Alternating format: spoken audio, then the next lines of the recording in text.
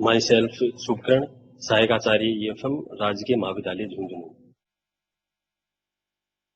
अपना टॉपिक है agriculture horticulture with special reference to Rajasthan. इस टॉपिक के बारे में चर्चा करेंगे। इस टॉपिक के चर्चा करने से पहले इसकी भूमिका के बारे में अपन जानना चाहेंगे। भूमिका के अंतर्गत राजस्थान की अर्थव्यवस्था अब तक एक कृषि प्रधान अर्थव्यवस्था मानी जाती है। कृषि प्रधान अर्थव्यवस्था राज्य में लगभग 62% जनसंख्या अभी भी कृषि पर निर्भर है। 62% जनसंख्या कृषि एवं पशुपालन से अपना जीवन यापन करती है। कृषि एवं पशुपालन से अपने जीवन यापन से अपने आय का स्रोत एवं आय के इनकम के रूप में माना जाता है। यही उनकी इनकम होती है। भूमिका के अंतर्गत राजस्थान की अर्थव्यवस्था अभी तक एक कृषि प्रधान अर्थव्यवस्था है। यहाँ 1960 व 61 में राज्य को कृषि एवं संबंधित क्षेत्रों में शुद्ध घरेलू उत्पाद में लगभग 57% भाग प्राप्त होता था। वह धीरे धीरे घटता हुआ 2014-15 में 26.41% हो गया है। स्थिर कीमतों पर 2015-16 में राज्य के सकल मूल्य संवर्धन में कृषि का योगदान 26.15%, 2016-17 में 25.29% तथा 2017-18 में 24.61% रहा। फिर भी उसकी राज्य की अर्थव्यवस्था में महत्वपूर्ण भूमिका बनी हुई है। राज्य की लगभग 62% जनसंख्या अभी भी कृषि एवं पशुपालन से अपना जीविकापार्जन करती है। कहने का मतलब ये है, अपने राजस्थान के अंतर्गत 62% लोग कृषि पर निर्भर है, पशुपालन पर निर्भर है। अपनी इनकम का स्रोत कृषि के माध्यम से ही अपने रोजगार, अपने जीविकापार्जन का साधन को अपनाते हैं। राजस्थान में कृषि एक महत्वपूर्ण भूमिका निभाती है। कृषि का स्तर दिन प्रतिदिन बढ़ता जा रहा है। 62% लोग, अधिकतर लोग कृषि करते हैं। उसे अनेक प्रकार की कृषि के माध्यम से इनकम का जीविकापार्जन के साधन के रूप में अपनाते हैं। अब अपन राजस्थान की प्रमुख फसलें के बारे में चर्चा करेंगे। राजस्थान की प्रमुख फसलें के बारे में सर्वप्रथम थोड़ा भूमिका के बारे में, इसकी भूमिका के बारे में अपन चर्चा करेंगे।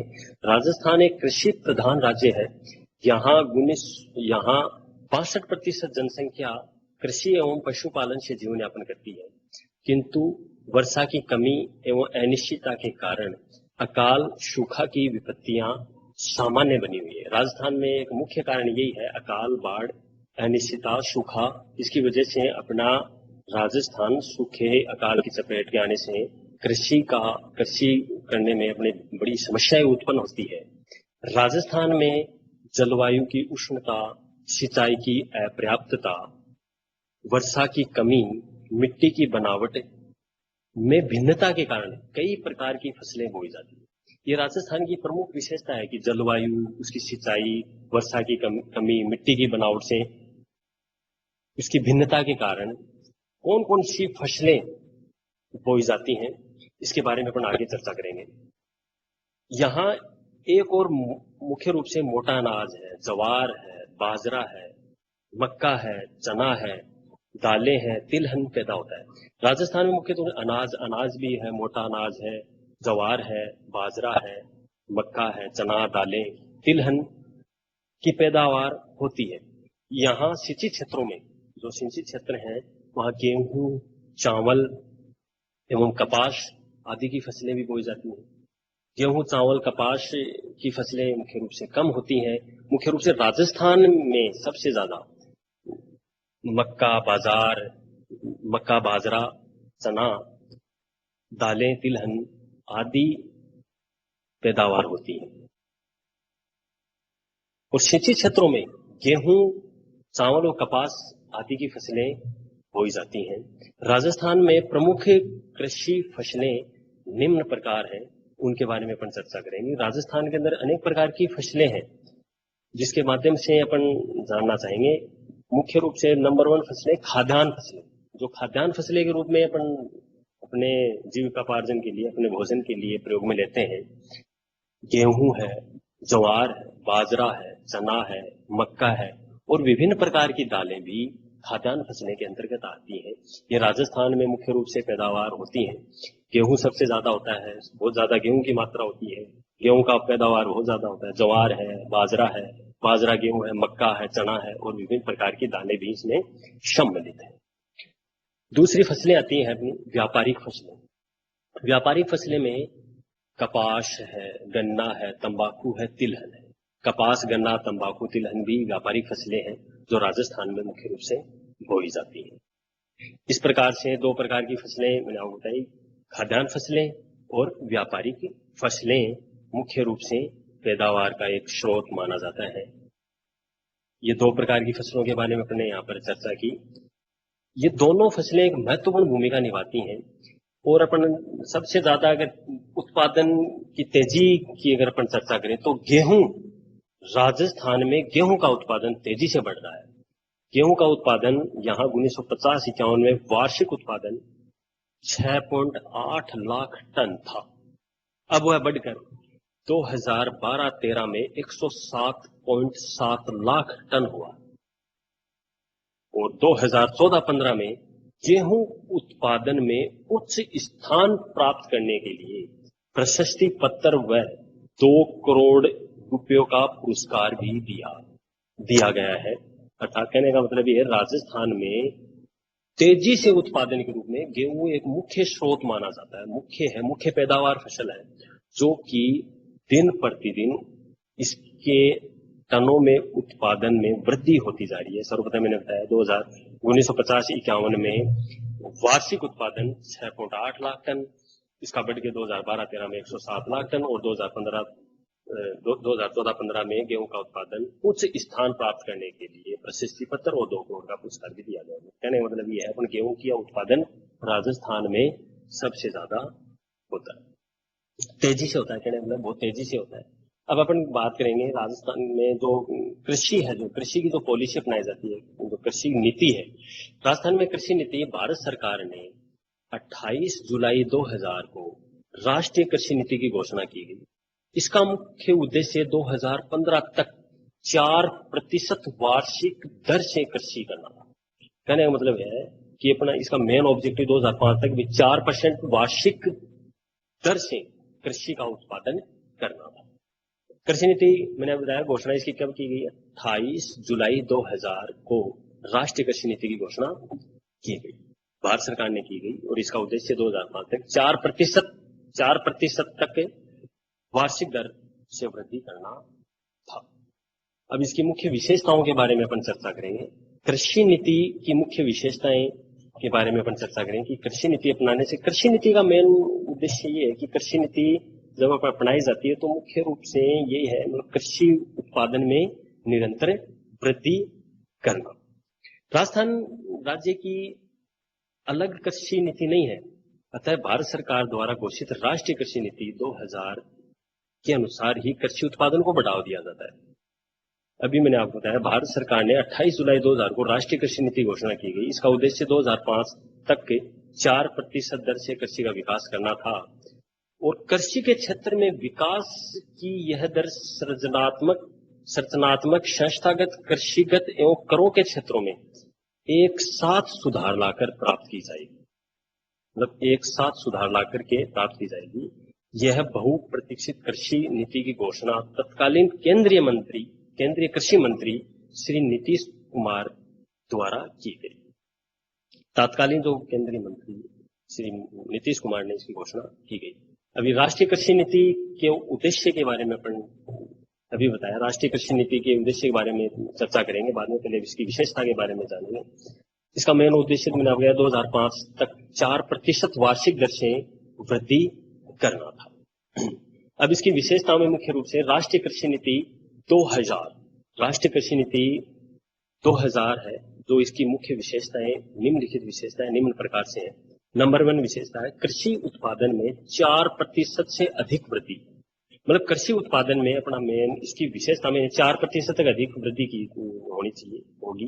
राष्ट्रीय कृषि नीति का लक्ष्य वर्तमान में 1.5% दर की तुलना में वर्ष 2005 तक 4% से अधिक वृद्धि दर प्राप्त करना है। इस नीति में कृषि वृद्धि दर को 3 गुना से अधिक करने पर जोर दिया गया, ताकि न केवल घरेलू मांग को पूरा किया जा सके, अपितु निर्यात के लिए अतिरिक्त उत्पादन किया जा सके। 11वीं योजना के प्रथम 4 वर्षों में 2007-8 से 2010-11 में औसत कृषि विकास दर 3.5% रही, जो लक्ष्य 4% से कम थी। 12वीं योजना में भी कृषि विकास दर 4% करने का लक्ष्य रखा गया। कहने का मतलब है कृषि उत्पादन में 4%, 12वीं योजनाएं दोनों 4% इसका लक्ष्य रखा गया। दूसरा है लक्ष्य प्राप्ति हेतु उपाय, कि अपने वो लक्ष्य प्राप्ति के लिए अनेक प्रकार के उपाय अपनाए गए हैं। लक्ष्य प्राप्ति के लिए उपाय के रूप में कृषि विकास के इस महत्वाकांक्षी लक्ष्य को सृजनात्मक, संस्थागत, कृषिगत एवं करारोपण संबंधी विभिन्न उपायों को एक साथ लागू करके प्राप्त किया जाएगा। इस नीति को मात्रात्मक प्रतिबंधों की समाप्ति के बाद की अवधि के लिए वस्तुवार व्यू रचना बनाने का प्रयास किया गया। राष्ट्रीय कृषि नीति को वायदा बाजार, राष्ट्रीय पशुधन नस्ल व्यू रचना, ग्रामीण विद्युतीकरण, संस्थागत कृषि साख, राष्ट्रीय कृषि बीमा योजना एवं कर ढांचे पर पुनर्विचार को बहुत महत्व दिया गया। कि कर इसमें राष्ट्रीय कृषि बीमा योजना है और कर ढांचे का पुनर्विचार को बहुत महत्व दिया गया। तीसरा पॉइंट है यहाँ पर कृषि क्षेत्र की भूमिका। तीसरी विशेषता इसकी कृषि क्षेत्र में भी भूमिका है। राष्ट्रीय कृषि नीति 2000 में कृषि क्षेत्र में निजी निवेश को प्रोत्साहन करने का लक्ष्य रखा गया। विशेषकर कृषि अनुसंधान, मानव संसाधन विकास, फसल कटाई के बाद उसके प्रबंध एवं विपणन हेतु निजी क्षेत्र की भागीदारी को अनुबंध कृषि एवं भूमि के पट्टे पर देने की व्यवस्था के आधार पर प्रोत्साहन किया जाएगा, ताकि त्वरित गति से तकनीकी का स्थानांतरण हो सके, पूंजी का स्तर प्रवाह हो तथा तिलहन, कपास एवं बागवानी फसलों के उत्पादन के लिए आश्वासित बाजार मिले। इस नीति में निजी क्षेत्र के अंतर्गत शोध एवं विकास के महत्व को स्वीकार किया गया। चौथा पॉइंट है नीति का केंद्र बिंदु। नीति का जो केंद्र बिंदु है, मतलब कृषि नीति का जो केंद्र बिंदु 2000 का मुख्य रूप से इसका केंद्र बिंदु संसाधनों एवं तकनीकी का कुशलतम उपयोग करना, क्योंकि कृषि नीति में जो टेक्निक अपनाते हैं उसका संसाधनों का अनुकूलतम उपयोग करना है, तकनीकी का कुशलतम उपयोग करना है, किसानों की साख की पर्याप्तता, उपलब्धता एवं कीमत उच्चावचनों से किसानों को सुरक्षा प्रदान करना है। मतलब अनेक प्रकार की टेक्निक किसान को उपलब्ध करवाना है, जैसे किसान क्रेडिट कार्ड है, उनकी फसलों का बीमा है, अनेक प्रकार की टेक्निक अपना करके फसलों की पैदावार, उसकी कटाई बुनाई की, उसमें अनेक प्रकार की टेक्निक अपनाना, जिससे किसान को अधिक से अधिक सुरक्षा प्रदान हो सके। पांचवी विशेषता है इसमें किसानों के संरक्षण की व्यवस्था। किसानों के संरक्षण मतलब उसकी सुरक्षण बचाव के लिए भी व्यवस्था की गई है। इसमें विश्व व्यापार संगठन समझौते के परिणाम स्वरूप कृषि आयातों एवं मात्रात्मक प्रतिबंधों की समाप्ति से उत्पन्न होने वाले दुष्परिणामों से बचाव के लिए नेप 2000 में वस्तुवार व्यू रचना की सिफारिशें की गई। फलस्वरूप किसानों के हितों की सुरक्षा की जाएगी एवं विश्व बाजार की कीमतों में अत्यधिक उतार चढ़ाव के प्रभाव से बचा जा सकेगा तथा कृषि निर्यातों को बढ़ावा भी मिलेगा। मतलब किसानों के संरक्षण की व्यवस्था के लिए भी अनेक प्रकार की इसमें टेक्निक, अनेक प्रकार की सुरक्षा बताई। वायदा बाजार का छठा पॉइंट है इसकी विशेषता, वायदा बाजार का क्षेत्र। वायदा बाजार क्षेत्र नेप 2000 में वायदा बाजार के क्षेत्र में विस्तार की घोषणा की गई, ताकि वस्तुओं की कीमतों में अत्यधिक उच्चावचनों को नियंत्रित किया जा सके एवं संभावित हानि से बचा जा सके। भारत सरकार ने वर्ष 2003-04 में वायदा बाजार को प्रारंभ करने की दिशा में महत्वपूर्ण कदम उठाए। जिन्होंने अधिसूचना के निर्गमन द्वारा सभी वायदा बाजार पर लगे प्रतिबंधों को हटाना एवं राष्ट्रीय स्तर के विनिमय केंद्रों की स्थापना करना शामिल है। विनिमय केंद्रों में बेची जाने वाली प्रमुख कृषि में सोयाबीन का तेल, गंवार फली, गोंद, चना, जूट, रबड़, मिर्च, हल्दी, गेहूं, कपास आदि शामिल है। इन विनिमय केंद्रों में कई प्रयोग किए गए, मतलब कई प्रयोग हैं जिसमें देश के विपणन में दक्षता बढ़ेगी, भंडारण प्राप्ति के लिए भी इसकी मतलब सुपूर्ति के लिए अनेक प्रकार की समस्याओं से अपन छुटकारा मिलेगा। तो वायदा बाजार भी एक महत्वपूर्ण भूमिका निभाता है। तो मतलब गुणवत्ता जोखिमों के संबंध में संरक्षण हेतु ये एक बहुत महत्वपूर्ण है। सातवां इसकी विशेषता है स्थायी विकास। सातवां इसका विशेषता है स्थायी विकास। स्थायी विकास के अंदर राष्ट्रीय कृषि नीति में कृषि क्षेत्र में दीर्घकालीन विकास करने, लाभदायक रोजगार का सृजन करने एवं जीवन स्तर को ऊंचा उठाने का भी लक्ष्य रखा गया है। मतलब स्थायी विकास में लोगों के जीवन स्तर में वृद्धि हो, लिविंग स्टैंडर्ड बढ़े, लोगों के जीविकापार्जन के लिए इनकम का, आय का साधन बने, लक्ष्य रखा। इस नीति के स्थायी कृषि विकास हेतु भी अनेक सुझाव दिए गए हैं, जैसे है भूमि पर जैविक दबावों को सीमित करना, भूमि के अवकंडन एवं विभाजन को नियंत्रित करना, बंजर भूमि का कृषि एवं वनों के लिए उपयोग करना, वाटरशेड प्रणाली के प्रयोग को प्रोत्साहन करना ताकि वर्षा के पानी का सदुपयोग किया जा सके। वाटरशेड प्रणाली है, वनों का उपयोग करना है, अवखंडन है, विभाजन है, इनको शामिल किया गया है। बहुफसल एवं मिश्रित फसलों के लिए फसल तीव्रता में वृद्धि करना, भूमिगत जल का विवेकपूर्ण उपयोग करने के लिए बूंद बूंद सिंचाई एवं फुहारों से सिंचाई का विकास को बढ़ावा देना भी मुझे माना गया है। आठवीं इसकी विशेषता है राष्ट्रीय पशुधन प्रजनन व्यूह रचना। इस नीति के राष्ट्रीय पशुधन प्रजनन व्यूह रचना का उल्लेख किया गया है ताकि दूध, मांस, अंडे, पशुधन उत्पादों की मांग की पूर्ति हो सके एवं भरपाई पशुओं को कृषि कार्यों में ऊर्जा के स्रोत के रूप में प्रयुक्त किया जा सके। नौवीं विशेषता है संबंध क्रियाओं को उच्च प्राथमिकता। संबंध क्रियाओं को उच्च प्राथमिकता भी बताया गया। इस नीति के अंतर्गत कृषि की संबंध क्रियाओं में जैसे पशुपालन, मुर्गी पालन, डेयरी, मत्स्य पालन इत्यादि के विकास को उच्च प्राथमिकता दी जाएगी। मतलब संबंध क्रियाओं के अंतर्गत पशुपालन, मुर्गी पालन, डेयरी, मत्स्य पालन के विकास में अधिक प्राथमिकता दी जाएगी, उनको ज्यादा प्रायोरिटी दी जाएगी। 10वीं इसकी विशेषता है पौधों की किस्मों का संरक्षण। पौधों की किस्मों का संरक्षण इसकी 10वीं विशेषता मानते हैं। कानून बनाकर पौधों की किस्मों का संरक्षण किया जाएगा एवं नई प्रजातियों के प्रजनन एवं शोध को प्रोत्साहित किया जाएगा। मतलब पौधों की किस्मों का संरक्षण करना है। 11वीं इसकी विशेषता है उन्नत किस्मों को उच्च प्राथमिकता। उन्नत किस्मों में कृषि बागवानी फसलों, पशुधन प्रजातियों एवं मत्स्य की स्थायी प्रजातियों एवं आर्थिक दृष्टि से उपयुक्त किस्मों के विकास को उच्च प्राथमिकता दी जाएगी।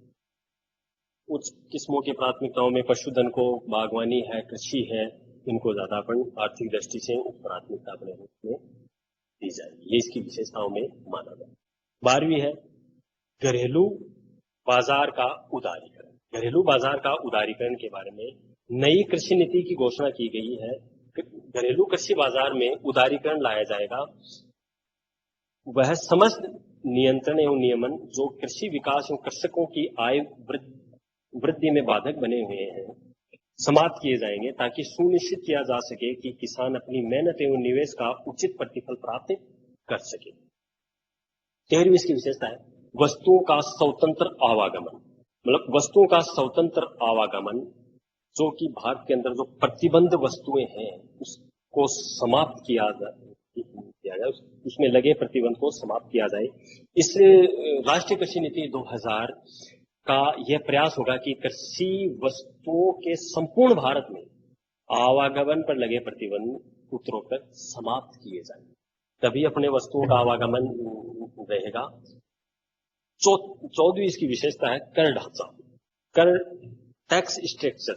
इस नीति का कर ढांचे के अंतर्गत इस नीति का उल्लेख किया गया है कि खाद्यान्न एवं अन्य वाणिज्यिक फसलों के कर ढांचे को पुनर्विचार किया जाएगा एवं इसे तर्कसंगत बनाया जाएगा। फार्म मशीनरी उपकरण कृषि उत्पादन के आदान के रूप में प्रयुक्त फसल कटाई के पश्चात भंडारण आदि उत्पाद कर लगाए जाएंगे। यह सुनिश्चित करने के लिए पर्याप्त उपाय किए जाएंगे, जहां तक संभव हो सके कृषक नियमन एवं कर संग्रह प्रणाली से बाहर रहे। 15 इसकी विशेषता है ग्रामीण विद्युतीकरण। विद्युत के बगैर कृषि करना बड़ा संभव है। विद्युत होगी तभी अपन आसानी से कृषि कर पाएंगे। उनकी पैदावार के लिए जल सिंचाई कुएं नहर के माध्यम से फुहारों के माध्यम से दे पाएंगे। ग्रामीण विद्युतीकरण एक मुख्य माना जाए। इस नीति के अंदर ग्रामीण विद्युतीकरण को उच्च प्राथमिकता दी जाएगी ताकि यह कृषि विकास का प्रमुख वाहक बन सके। कृषि एवं अन्य कृषि कार्यों हेतु ऊर्जा के नवीनीकरण स्रोतों के उपयोग को प्रोत्साहित किया जाएगा। मतलब ग्रामीण विद्युतीकरण बहुत जरूरी है। इसकी 15वीं विशेषता है। अगला संस्थागत शाख बोल रही। इस नीति के अंदर स्पष्ट किया गया है कि ग्रामीण एवं कृषि शाख को उत्तरोत्तर संस्थागत शाख जारी रहेगा ताकि किसानों को समय पर पर्याप्त शाख मिले, क्योंकि बिना पैसे के कृषि करना बड़ा संभव है। उनको अनेक बैंकों के माध्यम से लोन लेकर के किसान को पैदावार के लिए साधन उपलब्ध कराना बहुत जरूरी है। तो इसमें एक संस्थागत शाख होना बहुत जरूरी है। 17वीं विशेषता है इसकी एकमुश्त बीमा पॉलिसी। एकमुश्त बीमा पॉलिसी कृषि में किया गया है कि किसानों के लिए बीमा फसलों का बीमा होना बहुत आवश्यक है। बिना बीमा के फसल होना असंभव, क्योंकि काफी नुकसान हो जाता है किसान वर्ग को, तो अपने को ये जरूरी है। एकमुश्त बीमा पॉलिसी में इस नीति के अंदर ये घोषणा की गई कि किसानों को एकमुश्त बीमा पॉलिसी प्रदान करने का प्रयास किया जाएगा। इस बीमा पॉलिसी में फसलों की बुआई से लेकर के फसल कटाई के बाद गतिविधियां, कृषि उत्पाद की कीमतों में होने वाले बाजार उच्चावचनों से संबंधित जोखिमों का बीमा भी होगा। क्यों फसलों की जो किसान बाढ़ अकाल अनिश्चितता कारण की वजह से कोई भी जन धन की हानि होती है तो उनको पर्याप्त मुआवजा या उसकी जो बीमा की गई है फसल उनको मुआवजा दिया जाएगा। 18वीं इसकी विशेषता है कृषि उत्पादकों का आयात। कृषि उत्पादकों के आयात में राष्ट्रीय कृषि नीति 2000 में घोषणा की गई कि विश्व व्यापार संगठन की शर्तों के अनुसार हमें कृषि उत्पादों के आयात को खोलना होगा, लेकिन देश के किसानों के हितों की सुरक्षा हेतु प्रयुक्त आयकर लगाए जाएंगे। क्योंकि आयात कर लगाए जाएंगे, ये देश के हितों की सुरक्षा, मतलब देश के किसानों के हितों की सुरक्षा के लिए बहुत जरूरी है। 19वीं इसकी विशेषता है राष्ट्रीय कृषि नीति 2000 की प्रतिकूल व्यापार शर्तें। व्यापार में सत्तें, प्रतिकूल व्यापार शर्तें भी एक महत्वपूर्ण भूमिका निभाती हैं। यह नीति नेप 2000 में कृषि राष्ट्रीय नीति 2000 में स्वीकार किया गया है कि कृषि उत्पादों की कीमतें गिर रही हैं जबकि औद्योगिक उत्पादों की कीमतें बढ़ रही हैं। इससे प्रतिकूल व्यापार शर्तों की संज्ञा दी गई है। प्रतिकूल व्यापार शर्तों की संज्ञा दी गई। इस नीति का यह प्रयास होगा कि व्यापार की शर्तों को कृषि के पक्ष में परिवर्तित किया जाए। अगला इसकी विशेषता है राष्ट्रीय कृषि नीति जल उपयोग। जल उपयोग एक महत्वपूर्ण भूमिका निभाता है कि राष्ट्रीय कृषि नीति 2000 में नहरी पानी एवं भूजल के संयुक्त रूप से उपयोग लाने के निर्देश दिया गया है। कुछ क्षेत्रों में नहरी पानी अत्यधिक उपयोग से जल पलायन की समस्या उत्पन्न हो रही है। देश के विनियोजकों एवं तकनीकी विशेषज्ञों के समक्ष यह बहुत बड़ी चुनौती है। यही कारण है कि राष्ट्रीय कृषि नीति 2000 के द्वारा फुहारा बूंद बूंद सिंचाई प्रणाली को प्रोत्साहन करने की घोषणा की गई कि जल के बगैर कृषि करना असंभव है। तो इसका उपयोग होना राष्ट्रीय कृषि के लिए बहुत महत्वपूर्ण है कि नहर के माध्यम से, कुएं के माध्यम से, सिंचाई के माध्यम से जल का संग्रह करके कृषि कार्यों में लगाना बहुत ही महत्वपूर्ण माना गया। और भी इसके अनेक विशेषताएं, विविध विशेषता, बीज प्रमाणन व्यवस्था को सुदृढ़ किया जाए, बंजर भूमि को कृषि एवं वृक्षारोपण हेतु किसानों को आवंटित किया जाए। अब अपन चर्चा करेंगे इसके बारे में, कृषि की व्यू रचना, न्यू एग्रीकल्चर स्ट्रेटजी। कृषि की व्यू रचना के अंतर्गत व्यू रचना को मुख्य रूप से हरित क्रांति का नाम दिया गया। हरित क्रांति का मतलब, सर्वप्रथम हरित क्रांति 1966-67 में हुआ। इस नीति के कार्यक्रम के अंतर्गत, मतलब हरित क्रांति में कृषि उत्पादन में वृद्धि करना, ज्यादा पैदावार में, उत्पादन में वृद्धि, पैदावार में अच्छी किस्म का प्रयोग करना, तभी कृषि, राष्ट्रीय कृषि हरित क्रांति का नाम दिया गया। हरित क्रांति का प्रारंभ वर्ष 66-67 में हुआ। हरित क्रांति एक मुख्य रूप से है, इसमें इसके व्यू रचना के अंतर्गत पहली है उन्नत बीज कार्यक्रम। हरित क्रांति के अंतर्गत उन्नत बीज कार्यक्रम, मतलब उच्च किस्म के बीजों का प्रयोग भी ये इसमें शामिल है। उच्च किस्म के बीजों को हरित क्रांति के अंतर्गत शामिल किया गया। उन्नत बीज कार्यक्रम में नई कृषि व्यू रचना के अंतर्गत उन्नत किस्म के बीजों का प्रयोग अधिक ध्यान दिया गया है। अच्छी किस्म के बीज तैयार करने के लिए 1963 में राष्ट्रीय बीज निगम तथा 1969 में राज्य फॉर्म निगम की स्थापना की गई। बीज निगम बीज प्रमाणन सेवाएं प्रदान करता है। बीज प्रमाणन सेवाएं प्रदान है। फार्म निगम, राष्ट्रीय बीज निगम उन्नत किस्म के बीज प्रदान करने की व्यवस्था करता है। फॉर्म निगम में सूरतगढ़, चेतसर, हिसार, झारसुगुड़ा, रायसूर, कन्नौर, झेलम, डोंगिड़ आदि स्थानों पर कृषि फार्म है। निगम की रायबरेली में एक प्रदर्शन फार्म भी है। कृषि विश्वविद्यालय, कृषि अनुसंधान परिषद एवं विश्व बैंक भी इस काम में सहायता दे रही है। मतलब उन्नत बीज कार्यक्रम अपने पास बहुत ही एक महत्वपूर्ण भूमिका का निर्वहन करती है। उन्नत बीज कार्यक्रम के अंतर्गत ये है। अगला, दूसरी इसके व्यू रचना के अंतर्गत कार्यक्रम आती है राष्ट्रीय उर्वरकों का प्रयोग, मतलब रासायनिक उर्वरकों का प्रयोग। रासायनिक उर्वरकों में भूमि की गिरती उत्पादकता को बढ़ाने के लिए विभिन्न प्रकार की रासायनिक खाद, उर्वरक का प्रयोग को बढ़ावा दिया गया है। इसके लिए देश में उर्वरकों का उत्पादन बढ़ाने एवं आवश्यक होने पर आयात की व्यवस्था की गई है। हमारे देश में नाइट्रोजन, फास्फोरस एवं पोटाश युक्त उर्वरकों का प्रयोग बढ़ रहा है। इससे उत्पादन में तेजी से वृद्धि हुई है।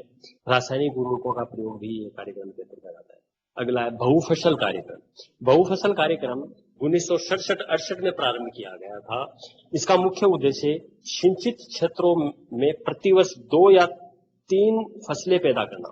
मतलब बहुफसल कार्यक्रम में सिंचित जो क्षेत्र है प्रतिवर्ष में 2 या 3 फसलें पैदा करना जिसमें चावल, मक्का, ज्वार, बाजरे को शीघ्र तैयार करने वाली फसलें विकसित की गई। इसके अतिरिक्त तिलहन, आलू, सब्जियों के लिए भी ऐसी किस्म तैयार की जा रही है जिसे एक वर्ष में 3 व 4 फसलें लाई जा सकेगी। लेकिन अब तक 20% सिंचित क्षेत्र में ही बहुफसल कार्यक्रम हो सका है। ये बहुफसल कार्यक्रम भी इसके एक व्यू रचना के लिए एक महत्वपूर्ण माना जाता है। अगला, लघु सिंचाई योजना। लघु सिंचाई योजना भी इसकी एक कृषि व्यू रचना की एक महत्वपूर्ण व्यू रचना के अंतर्गत कार्यक्रम आती है। लघु सिंचाई योजना, नवीन व्यू रचना की लघु सिंचाई योजना को बहुत अधिक महत्व दिया गया है। 1965-66 में अकाल का सामना करने की आपूर्ति योजना के अंतर्गत लघु सिंचाई की विशिष्ट योजनाएं स्वीकार की गई। इसके अंतर्गत नलकूप, विद्युत, डीजल कुएं आदि का विकास सम्मिलित है। इस नीति में लघु सिंचाई योजनाओं को इसलिए अधिक महत्व दिया गया क्योंकि इसमें कम धन व्यय होता है और ये परियोजना जल्दी पूरी हो जाती है। लघु सिंचाई योजना के बारे में पढ़िए। अगला, पौध संरक्षण। पौध संरक्षण भी इस नीति का एक प्रमुख भाग माना है। फसलों में कीड़ों से बचाने के लिए कीटनाशक दवाओं का प्रयोग पर भी अधिक बल दिया गया है। पौध संरक्षण तथा फसलों व कीड़ों को बचाने के लिए पौध संरक्षण निदेशालय तकनीकी सलाह, यंत्र, कीटनाशक दवाओं की व्यवस्था करता है। तो पौध संरक्षण भी इसकी फसल की जो कृषि नीति हरित क्रांति कृषि नीति इसकी व्यूह रचना का एक महत्वपूर्ण पार्ट माना जाता है। इसकी छठी व्यूह रचना कार्यक्रम में आता है सघन कृषि कार्यक्रम। सघन कृषि कार्यक्रम खाद्यान्नों के दबाव को दूर करने के लिए 1960 व 61 में 3 जिलों में सघन कृषि कार्यक्रम प्रारंभ किया गया। बाद में इसमें जिलों को भी सम्मिलित कर लिया गया। इस कार्यक्रम को पैकेज कार्यक्रम के नाम से भी जाना जाता है, सघन कृषि कार्यक्रम को। इसका उद्देश्य कृषि उत्पादन को बढ़ाने के लिए तकनीकी ज्ञान, शाख एवं कृषि आदानों की पूर्ति को समन्वित करना। इस कार्यक्रम में सघन कृषि के माध्यम से उत्पादन बढ़ाने का प्रयास किया जाता है। तो सघन कृषि कार्यक्रम मुख्य रूप से 3 जिलों में प्रारंभ किया गया, फिर बाद में इसमें अनेक जिलों में इनको शामिल किया गया। ये मुख्य रूप से कृषि उत्पादन में बढ़ोतरी और तकनीकी ज्ञान और अन्य आदानों की पूर्ति के लिए इसकी एक महत्वपूर्ण भूमिका रही है। अगला है कृषि उद्योग निगम। कृषि उद्योग निगम भी कृषि व्यूह रचना की एक महत्वपूर्ण भूमिका के रूप में है। किसानों को कृषि के काम आने वाले औजार, यंत्रों, मशीनों आदि पर्याप्त मात्रा में उपलब्ध कराने के लिए लगभग सभी राज्यों में कृषि उद्योग निगम स्थापित किए गए हैं। यह निगम कृषि यंत्र, मशीनें, उपकरण आदि को वितरित करने, किराए पर देने एवं सुधार के लिए केंद्र स्थापित करते हैं।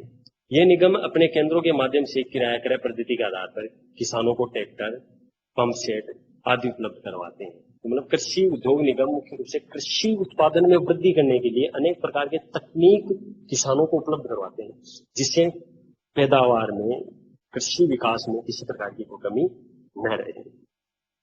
8वीं इसकी व्यूह रचना के बारे में कहें, कृषि वित्त सुविधा। कृषि वित्त सुविधा कृषि में एक महत्वपूर्ण भूमिका निभाती है।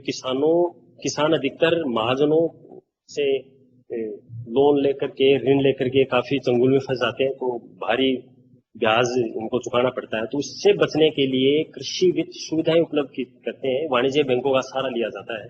वाणिज्य बैंकें अनेक प्रकार के ऋण उपलब्ध करवाती है, दीर्घकालीन ऋण, मध्यकालीन ऋण, अल्पकालीन ऋण, जिससे वो आसानी से अपने फसल में, कृषि वित्त में मतलब आसानी से कर सके।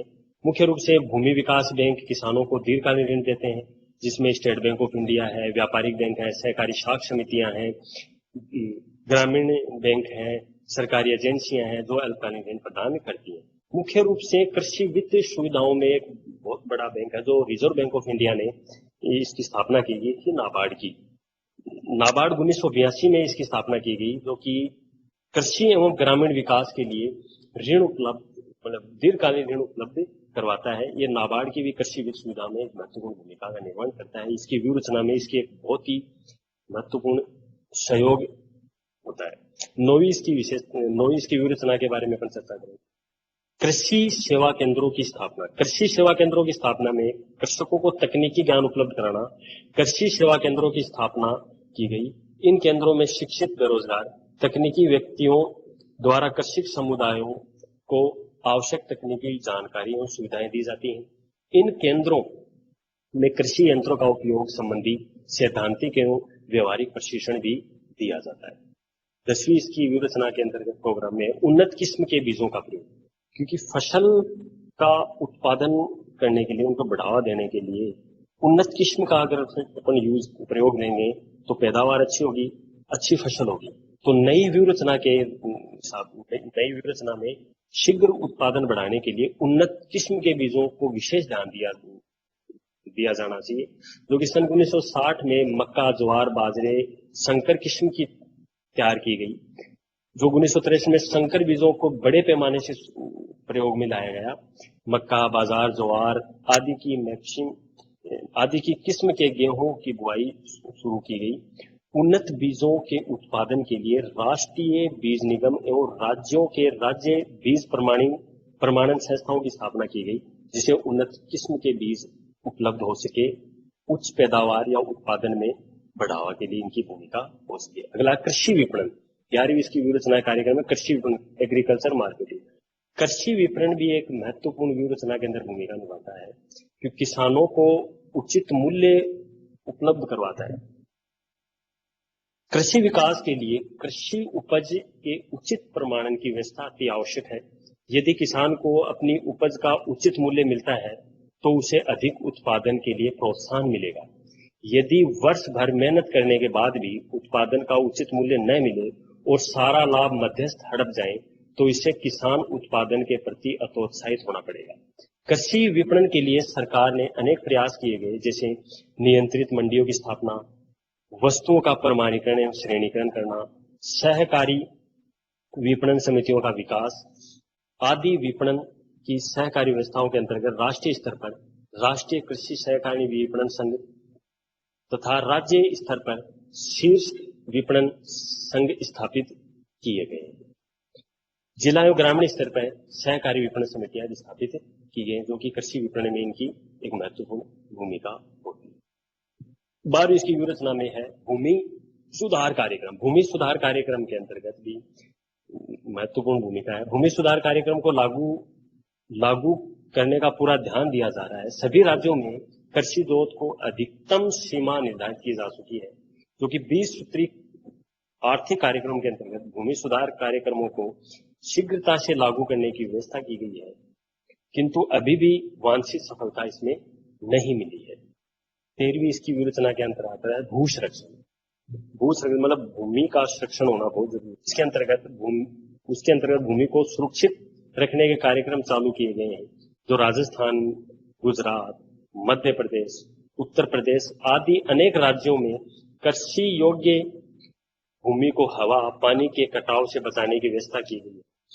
पहाड़ी भागों में घाटियां एवं दर्रों की भूमि साफ एवं समतल कर कृषि योग्य बनाई जा रही है। मतलब भू संरक्षण होने से भी अपने अधिकतम उत्पादन हो सकता है। ये भी महत्वपूर्ण इसकी व्यूह रचना के अंतर्गत आती है। तो इसकी विशेषता इसकी व्यूह रचना है समर्थन मूल्य नीति। समर्थन मूल्य नीति भी एक इसमें महत्वपूर्ण मानते हैं। इसमें अगला है, इसमें समर्थन मूल्य नीति भी अपनाएगी। समर्थन मूल्य नीति के अंतर्गत कृषि व्यूह रचना के अंतर्गत किसानों को उसकी उपज का उचित मूल्य दिलाने की व्यवस्था सुनिश्चित की गई है। इसके अंतर्गत कृषिगत फसलों का न्यूनतम पोषक मूल्य घोषित किए जाते हैं, जो सरकार किसानों को न्यूनतम मूल्य देने की गारंटी देती है। यदि फसलों के मूल्य को न्यूनतम स्तर से नीचे चले जाते हैं, तो सरकार इसके न्यूनतम मूल्य की कृषि उपज का क्रय करती है। देश के खाद्यान्न का क्रय के लिए भारतीय खाद्यान्न निगम की स्थापना की गई, जो प्रतिवर्ष खाद्यान्नों के भंडारण बनाए रखने के लिए न्यूनतम समर्थन मूल्य पर खाद्यान्न रखती है।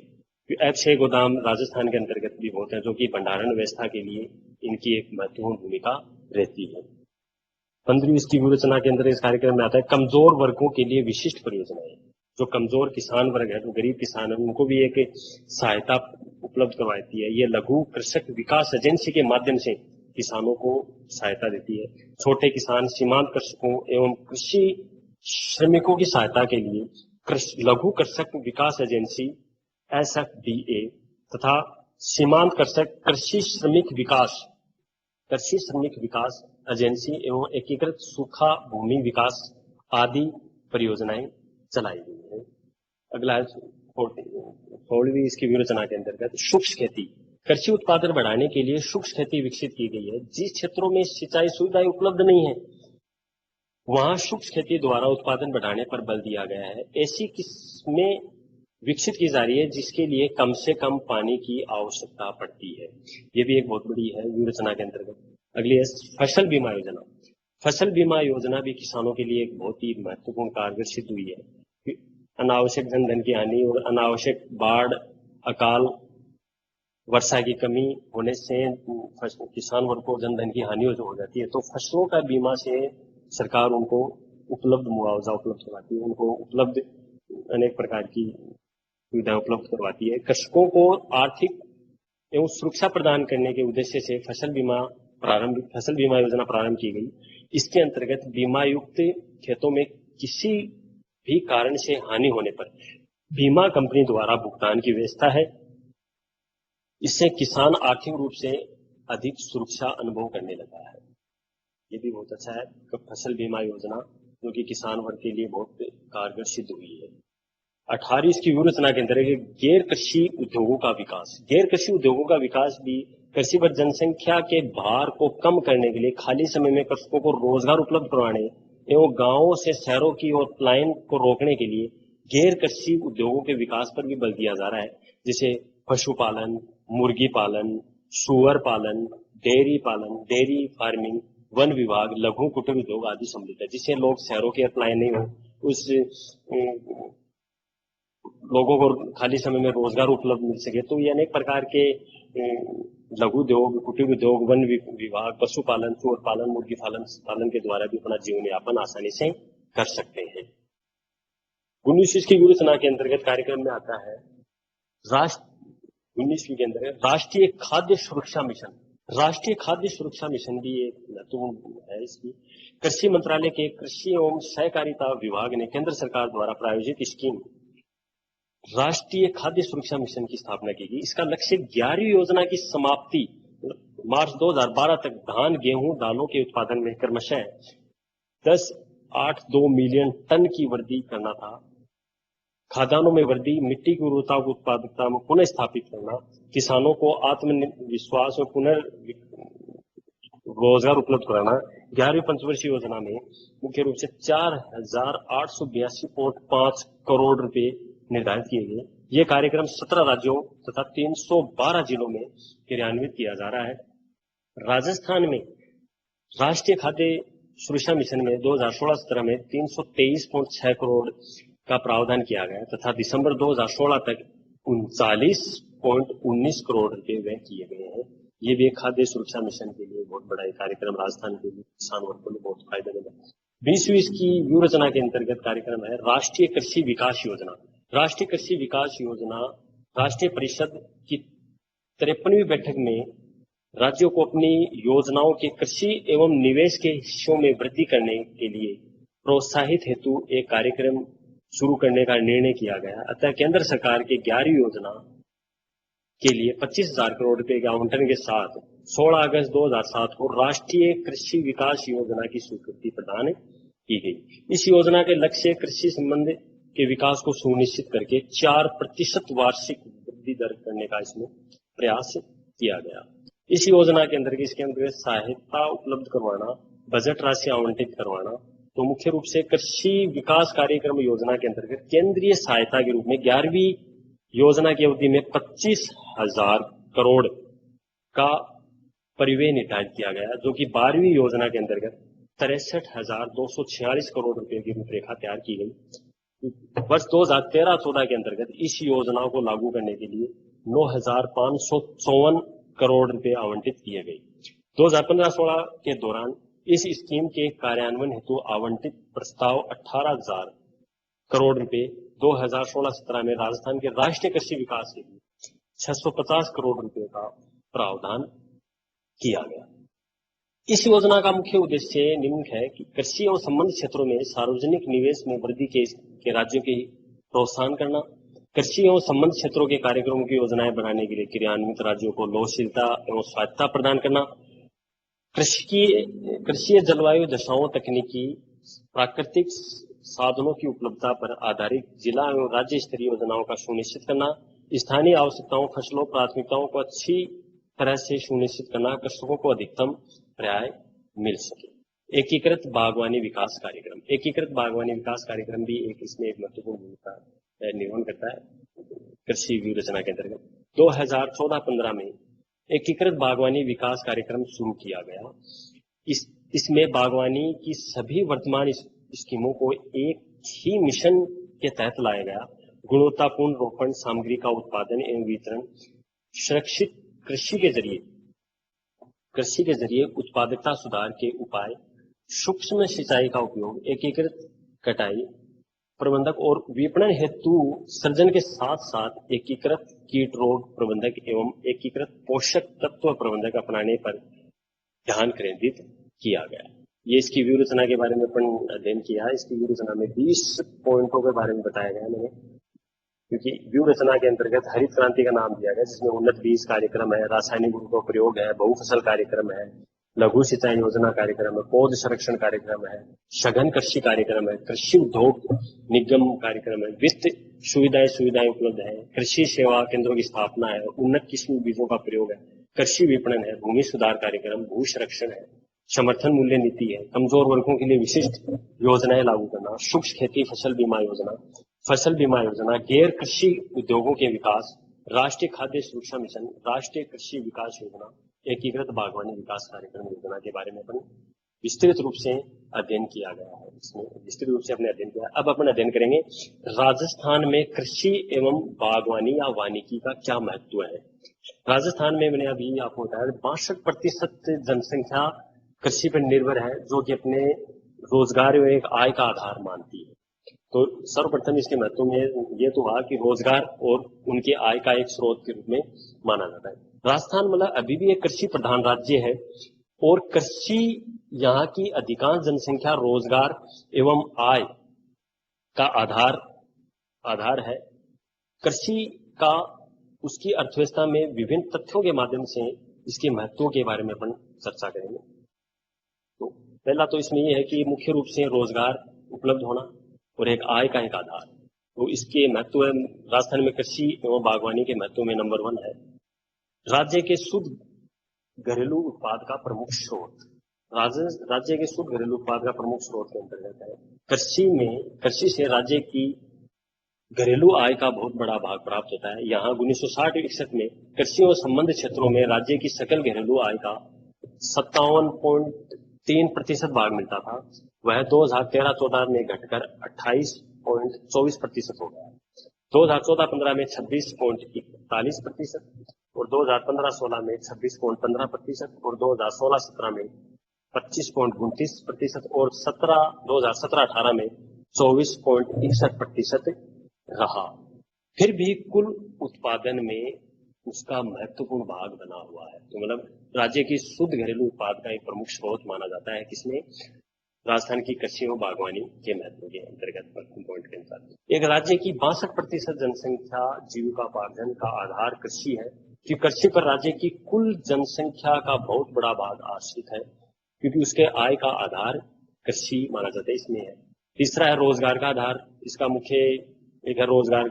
राज्य की जनसंख्या के रोजगार का प्रमुख स्रोत कृषि और पशुपालन ही है, जो कि 62% से अधिक जनसंख्या रोजगार कृषि पर निर्भर है राजस्थान में। चौथा इसका महत्व है औद्योगिक कच्चे माल की पूर्ति का प्रमुख स्रोत। उद्योग एवं कच्चे माल की पूर्ति के स्रोत में कृषि का एक बहुत ही महत्वपूर्ण भूमिका है। कृषि में औद्योगिक कच्चे माल की पूर्ति का स्रोत भी है। कृषि आधारित सभी उद्योगों का विकास कृषि पर निर्भर है। अगला है 5वीं, इसका महत्व है राज्य सरकार का आय का प्रमुख स्रोत माना जाता है। इसकी सरकार न केवल भूमि से लगान लेती है वरन कृषि उपज कर भी लगाती है। सिंचाई के लिए बिजली के लिए वसूल करती है। अतः है ये सरकार आय का स्रोत माना जाता है कि कृषि से जो भी कृषि उपज होती है उस पर कर लगाती है टैक्स के माध्यम से। तो ये भी एक आय का स्रोत, सरकारी आय का स्रोत माना जाता है।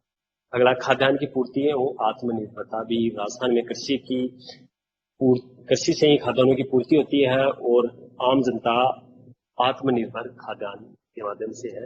राजस्थान में कृषि यहाँ के लोगों के लिए खाद्यान्न की पूर्ति करती है। खाद्यान्न का उत्पादन 1950-51 में 29 लाख टन से बढ़कर 2013-14 में 207.19 लाख टन तथा 2014-15 में घटकर 196.22 लाख टन पहुंचकर रह गया है।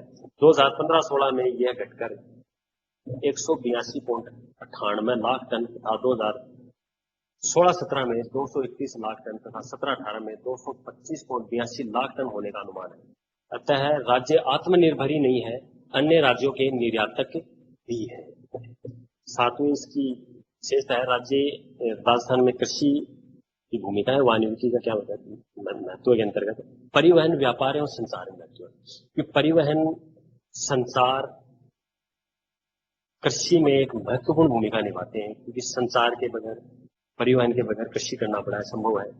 कृषि के कारण इनको इस सबको आय का एक रोजगार मिलता है। यदि अगर सरकार को अगला इसका महत्व है, सरकार को भू राजस्व या करों से आय। राज्य सरकार को भू राजस्व से 1996-97 में 31.55 करोड़ तथा 2011-12 में 209 करोड़ का आय अनुमान था, जबकि 2015-16 में इसका अनुमान 400 करोड़ रुपए था, जो कि भू राजस्व करोड़ के आय के रूप में अनुमान था 400 करोड़ का। नौवा इसका महत्व है, उद्योगों की समृद्धि भी कृषि की समृद्धि पर निर्भर है, क्योंकि कृषि पर आश्रित जनसंख्या बाहुल्य होने से उद्योगों के उत्पादों की मांग इस वर्ग की मांग पर निर्भर है। कृषक राज्य की अर्थव्यवस्था का महत्वपूर्ण उपभोक्ता वर्ग ही है। कृषि उपकरणों, यंत्रों, कीटनाशक दवाइयों, रासायनिक उर्वरकों, वस्त्रों, चीनी और अन्य उपभोक्ता सामानों की मांग कृषि निर्भर पर निर्भर है। 10वीं इसका महत्व है, सामाजिक राजनीतिक महत्व है। राजस्थान की कृषि प्रधान अर्थव्यवस्था में कृषकों की बाहुल्यता के कारण उसका राजनीतिक महत्व बढ़ गया है, क्योंकि वोट की राजनीति में उनका काफी महत्व है। यही कारण है कि सभी राजनीतिक दलों किसानों के हितों की नीतियां बनाकर अपनी सत्ता को बचा पाते हैं। उनके हितों के विरुद्ध राजनेता को कदम उठाने से डरते हैं, क्योंकि राजनीतिक महत्व भी इसका महत्वपूर्ण है कि कृषि प्रधान है, किसानों को अनेक प्रकार की सुविधाएं उपलब्ध करवानी होती है। 11वां इसका महत्व है, बैंकिंग और बीमा क्षेत्र का विकास। बिना बैंकिंग, बिना बीमा के कृषि का विकास होना असंभव है। बैंकिंग क्रियाएं, बैंकों के माध्यम से किसान लेन देन करता है, तो बैंकिंग होना बहुत जरूरी है, जिसमें आसानी से ऋण की सुविधा आसानी से किसान उपलब्ध कर सकता है। तो ये भी है, ऋण भी बहुत कृषि विकास से संबंध है। कृषि क्षेत्र में बढ़ते ऋणों से बैंकों का विकास भी गति मिली है। ग्रामीण क्षेत्रों में शाखाओं का विस्तार हुआ है। बीमा व्यवसाय भी कृषि संबंध के साथ साथ पनप रहा है, जिससे जीवन बीमा, पशु बीमा लोकप्रिय रहा है। फसल बीमा भी एक महत्वपूर्ण है, क्योंकि बहुत ही एक महत्वपूर्ण भूमिका है बैंकिंग और बीमा क्षेत्र के विकास के अंतर्गत। मतलब फसलों का बीमा होना, बैंकिंग सुविधाओं का विस्तार होना में एक महत्वपूर्ण पार्ट माना जाए। अब इसके उद्देश्य में अपन चर्चा करेंगे। राजस्थान में कृषि और वानिकी क्या क्या उद्देश्य है? उद्देश्य में मुख्य रूप से यही है, मतलब फसल उत्पादन में निरंतर वृद्धि करना। उत्पादक मतलब फसल में, पौधों में, अनेक प्रकार के फलों में उत्पादकता में वृद्धि लाना और किसानों की आपूर्ति करना। उद्देश्य में फल, सब्जी, मसाले, औषधि और फूलों की खेती के क्षेत्र में उत्पादन और उत्पादकता बढ़ाने के लिए चयनित क्षेत्रों में प्रदर्शन, मिक्स लेआउट के माध्यम से फल, सब्जी, मसालों की किस्मों के लिए उच्च उपज, रोग मुक्त एवं सच का परिचय, नर्सरी में आम, अमरूद, आंवला, बेर आदि के उच्च गुणवत्ता वाले ग्राफ्टेड पौधों का उत्पादन बढ़ाना और किसानों को आपूर्ति करना। किसानों और विस्तार श्रमिकों को हाल ही में क्षेत्र के पहुंचकर उनको प्रशिक्षण देना। ड्रिप सिस्टम के उपयोग से लोकप्रिय बनाने के लिए विशेष रूप से फलों की फसलों की बागवानी क्षेत्र में प्रमुख जल बचत उपकरण करना। फूलों की खेती का परिचय में उपयुक्त औषधीय सुगंधित फूलों का परिचय, राज्य योजना के राष्ट्रीय बागवानी मिशन, राष्ट्रीय कृषि मिशन, राष्ट्रीय जल मिशन, कृषि विकास योजना, राष्ट्रीय बांस मिशन, औषधीय पौधों के लिए राष्ट्रीय मिशन के तहत परिकल्पित कार्यक्रमों को लागू करने के लिए और अधिक किसानों को फल सब्जी खेती के लिए प्रोत्साहन करना, मसाले और फूलों के लिए, ताकि अतिरिक्त आय का स्रोत हो सके। अब राजस्थान में भूमि का उपयोग के बारे में अपन चर्चा करें। राजस्थान में भूमि का उपयोग में, राजस्थान एक कृषि प्रधान राज्य है। इसके अंतर्गत भूमि के उपयोग एक विशेष महत्व है। जहां 1951-52 में राजस्थान में कुल रिपोर्टिंग भूमि का 342 लाख हेक्टेयर था। अब यह घटकर 15-16 में 342.7 लाख हेक्टेयर ही रह गया है। जबकि बोया गया सकल कृषिगत क्षेत्र 1951-52 से 97 लाख हेक्टेयर टन 28.4% से बढ़कर 2014-15 में 175.21 लाख हेक्टेयर रिपोर्टिंग क्षेत्रफल का 51.31% हो गया है। कृषि के लिए अपर्याप्त भूमि 89.8 लाख हेक्टेयर से घटकर 57.18 लाख हेक्टेयर रह गई है। प्रति भूमि भी 1951-52 में 58.3 लाख हेक्टेयर से घटकर 32.50 लाख हेक्टेयर रह गई है। यहाँ 1951 में शुद्ध बोया हुआ कृषिगत क्षेत्र 93.1 लाख हेक्टेयर था। अभी भी है, 2014-15 में बढ़कर 242.4 लाख हेक्टेयर पहुंच गया है। एक बार अधिक बोया गया कृषिगत क्षेत्र भी 1951-52 में 4.4 लाख हेक्टेयर से बढ़कर 2014-15 में लगभग 67.1 लाख हेक्टेयर हो गया है। जहां क्षेत्रफल में 33% में वन होने चाहिए, जबकि 2014-15 में केवल 19.4 लाख हेक्टेयर में मतलब 5.56% ही वन है, जैसे इस तालिका के अनुसार बताया गया है। राजस्थानी भूमि का उपयोग में भूमि का वर्गीकरण के बारे में बताया गया 1951-52 में, 2012-13 के अंदर, 13-14 में, 14-15 में, 15-16 के अंतर्गत। कुल रिपोर्टिंग भूमि का क्षेत्रफल है यहाँ पर 342.8 और इसमें हेक्टेयर के अंदर कुल वन क्षेत्र है 11.6, कृषि के लिए पर्याप्त क्षेत्र है 89.8 और कृषि योग्य खाली पड़ी भूमि है 90, प्रति भूमि है 58.3, शुद्ध बोई की भूमि 93.1, एक बार से अधिक बोया गया क्षेत्रफल 4.4। इस प्रकार से शकल है 97.5। ये तो 1951-52 की है, फिर बाद में इसमें 2012-13 के अंतर्गत है। कुल रिपोर्टिंग भूमि का क्षेत्रफल 342.3, वन क्षेत्र है 20.9, कृषि के लिए पर्याप्त क्षेत्र है 62.9, कृषि योग्य खाली पड़ी भूमि है 64.9, प्रति भूमि 41.7, शुद्ध बोई गई कृषिगत भूमि 152.7, एक बार से अधिक बोया गया क्षेत्रफल 20.8, तो टोटल है इसमें 173.5। इसी प्रकार 2013-14 में और 14-15 में इस तालिका के अनुसार बताया गया है।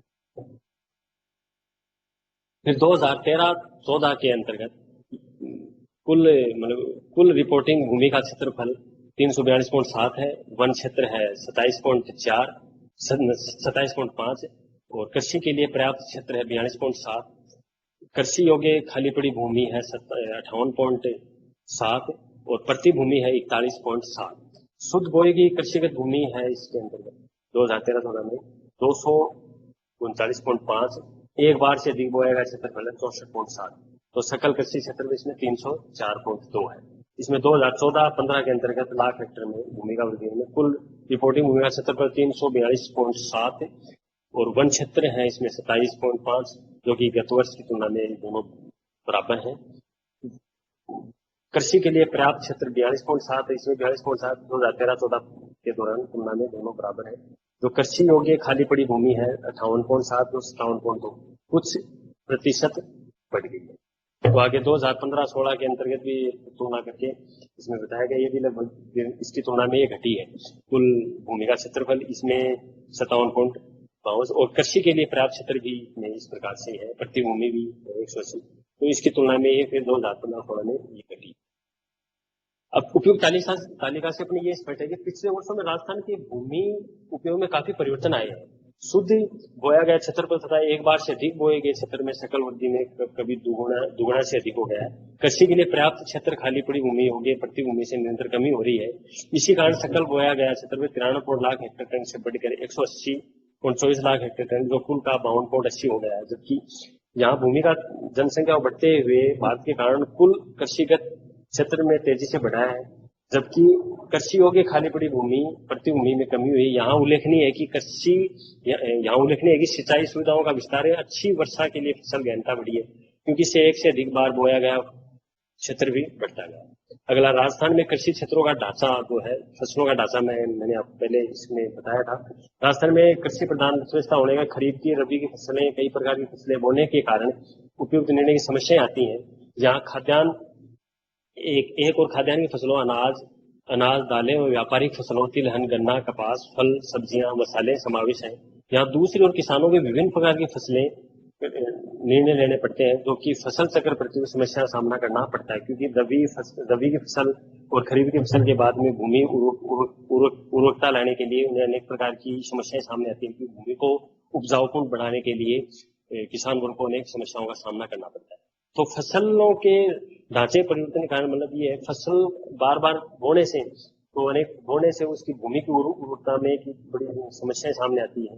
तो ये है, देखो, फसल चक्र या फसल ढांचे से अपनाइए कि एक निश्चित समय अवधि में बोए जाने वाली विभिन्न प्रकार के बारे में विकल्प निर्णय लेकर प्रत्येक फसल के बोए जाने वाले भू क्षेत्र में निर्धारित करने से, दूसरे शब्दों में कह सकते हैं किसानों द्वारा अलग अलग फसलों को बोए जाने वाले भू क्षेत्रों का निर्धारण करना ही फसल ढांचा है प्रतिनिधित्व। मतलब कहने का मतलब ये है, जैसे रबी की फसल, खरीफ की फसल बनाए, तो ये बार बार में एक ही समय अवधि में अनेक प्रकार की जो फसलें बोई जाती है, यही फसलों का ढांचा या पट्टी किया जाता है। यहाँ पर अपन करेंगे, इसमें राजस्थान में फसलों के ढांचे और परिवर्तन में बदलाव, योजनाबद्ध विकास के लिए पिछले वर्षों में राजस्थान की फसलों के ढांचे में काफी बदलाव आया है। यहाँ पहले खाद्यान्न की फसलों में कुल कृषि क्षेत्र में 77% था, और जो कि 2013-2014 घटकर 52.93। अब ये निष्कर्ष रूप से अपन अध्ययन करेंगे। निष्कर्ष रूप के विकास के रूप में अगर विकास की बात करें तो मेहंदी उत्पादन में प्रथम स्थान रहा। 2016-17 में राजस्थान में धनिया उत्पादन में पहला स्थान और इसबगोल उत्पादन में प्रथम स्थान। दूसरा जीरा उत्पादन में 2016-17 में, और वर्ष 2016-17 के लिए कुल मसालों के उत्पादन के संबंध में दूसरा स्थान, और